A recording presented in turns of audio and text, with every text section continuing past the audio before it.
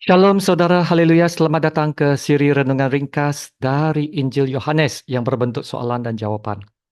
Kiranya kasih karunia dan damai sejahtera melimpahi Anda oleh pengenalan akan Allah dan akan Yesus Tuhan kita.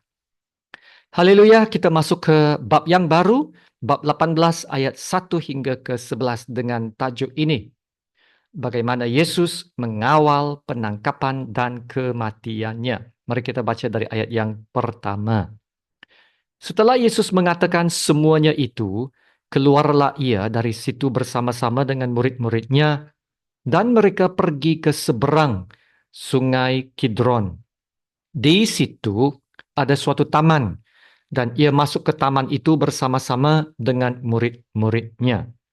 Yudas yang mengkhianati Yesus tahu juga tempat itu, karena Yesus sering berkumpul di situ dengan murid-muridnya. Maka datanglah Yudas juga ke situ dengan sepasukan prajurit dan penjaga-penjaga bait Allah yang disuruh oleh imam-imam kepala dan orang-orang Farisi, lengkap dengan lentera, suluh, dan senjata. Maka Yesus yang tahu semua yang akan menimpa dirinya, maju ke depan dan berkata kepada mereka, "Siapakah yang kamu cari?" Jawab mereka, "Yesus dari Nazaret." Katanya kepada mereka, "Akulah dia." Ketika ia berkata kepada mereka, "Akulah dia," mundurlah mereka dan jatuh ke tanah. Maka ia bertanya pula, "Siapakah yang kamu cari?" Kata mereka, "Yesus dari Nazaret." Jawab Yesus, "Telah kukatakan kepadamu, akulah dia. Jika aku yang kamu cari, biarkanlah mereka ini pergi."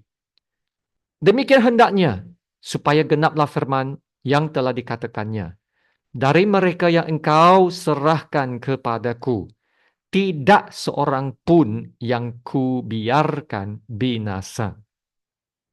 Lalu Simon Petrus yang membawa pedang, menghunus pedang itu, menetakkannya kepada hamba imam besar dan memutuskan telinga kanannya. Nama hamba itu Malkus. Kata Yesus kepada Petrus, "Sarungkan pedangmu itu. Bukankah aku harus minum cawan yang diberikan Bapa kepadaku?" Demikianlah firman Tuhan.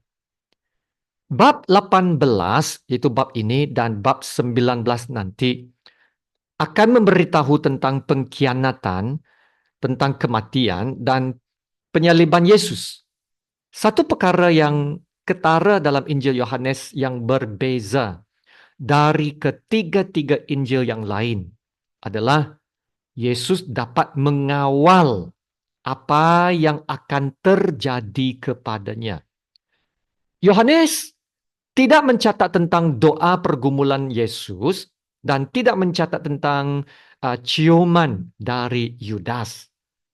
Yesus bukan mangsa kepada kejadian, tetapi Yesus tahu apa yang akan terjadi kepadanya, dan ini selaras dengan tujuan Yohanes untuk menonjolkan keilahian Yesus. Jadi mari kita lihat petikan ini. Ya. Nah, kini Yesus telah masuk ke Taman Getsemani bersama-sama dengan murid-muridnya. Dalam ayat 2 mengatakan, Yudas yang mengkhianati Yesus tahu juga tempat itu karena Yesus sering berkumpul di situ dengan murid-muridnya. Taman Getsemani yang terletak di Bukit Zaitun adalah tempat yang Yesus sering pergi. Itulah tempat rehat Yesus. Dan Yesus akan mengasingkan diri untuk berdoa. Yesus juga akan membawa murid-muridnya ke sana. Itulah tempat yang biasa mereka berkumpul. Pada malam terakhir, mereka berkumpul di Taman Getsemani. Nah, Yudas telah membawa suatu rombongan besar dalam ayat 3 yang terdiri daripada sepasukan prajurit dan penjaga-penjaga bait Allah. Ya, dan dalam Injil Matius mengatakan Yudas akan menyerahkan Yesus dengan memberi satu tanda, yaitu orang yang akan kucium, itulah dia, tangkaplah dia. Nah, kita lihat soalan edisi ini ya. Apakah perkara-perkara yang terdapat dalam teks ini yang menunjukkan bahwa Yesus masih mengawal keadaannya? Dalam ayat 4, maka Yesus yang tahu semua yang akan menimpa dirinya. Nah, walaupun Yesus tahu apa bahaya yang akan menimpanya, Yesus tetap tinggal di tempatnya. Yesus tidak berganjak atau melarikan diri untuk bersembunyi.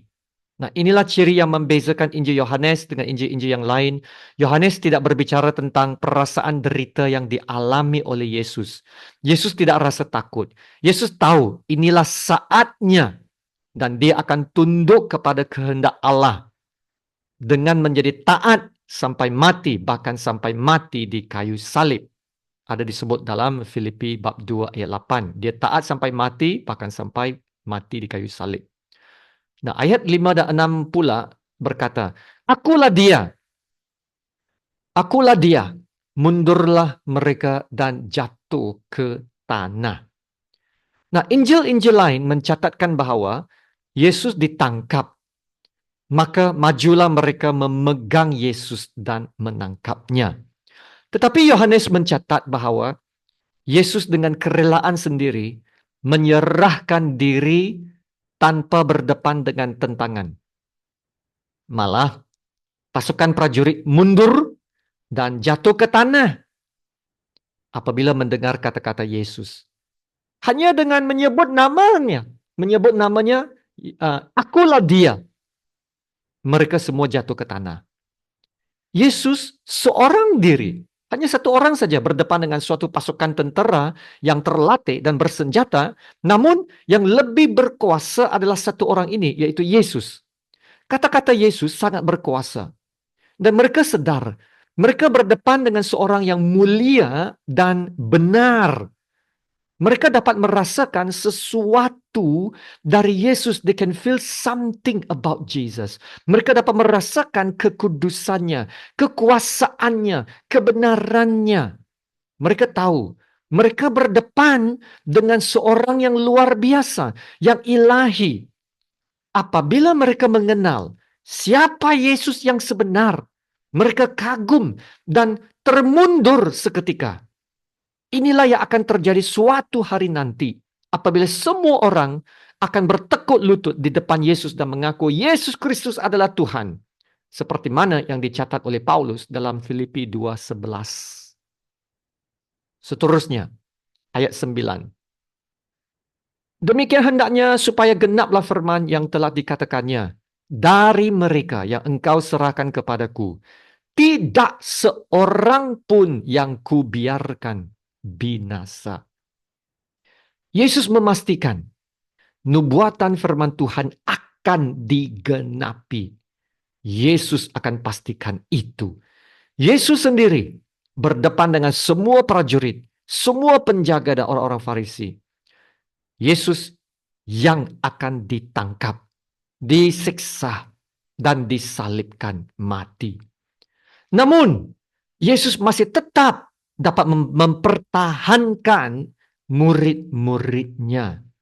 Mempertahankan mereka dari ancaman kumpulan besar ini. Dan tidak seorang pun dari mereka yang akan dianiayai. Hanya Yesus sendiri. Amin. Ayat 11. Kata Yesus kepada Petrus, sarungkan pedangmu itu. Bukankah aku harus minum cawan yang diberikan Bapa kepadaku? Yesus akan memastikan tidak ada apa-apa yang akan menghalang misinya untuk pergi ke salib. Yesus telah menetapkan pada dirinya bahwa dia akan taat melakukan kehendak Allah untuk menjadi korban bagi manusia. Dalam ayat 8, Yesus berkata, jika aku yang kamu cari, biarkanlah mereka ini pergi. Ya saudara, dengan mengucapkan kata-kata ini, biarkanlah mereka ini pergi. Yesus menyuarakan hati kasihnya untuk murid-muridnya. Yesus akan mengambil tempat mereka untuk menanggung semua penghakiman dosa. Dan bukan saja menanggung semua penghakiman dosa, tetapi juga menanggung kemurkaan Allah terhadap dosa manusia. Ya, saudara, menanggung kemurkaan Allah. Hanya dengan itulah manusia dapat diperdamaikan dengan Allah. Ya saudara, manusia yang berdosa itu, manusia yang tak berdaya, manusia yang lemah, manusia yang telah banyak melanggar hukum-hukum Allah, yang wajar dihukum. Manusia yang adalah musuh dan seteru Allah. Sekarang dapat diperdamaikan semula dengan Allah oleh kematian Yesus di tempat kita. Amin. Nah, inilah yang dikatakan Paulus dalam Roma 5 ayat 10. Sebab jikalau kita ketika masih seteru diperdamaikan dengan Allah oleh kematian anaknya, lebih-lebih kita yang sekarang telah diperdamaikan pasti akan diselamatkan oleh hidupnya. Amin. Saudara, ayat ini mengatakan ketika masih seteru.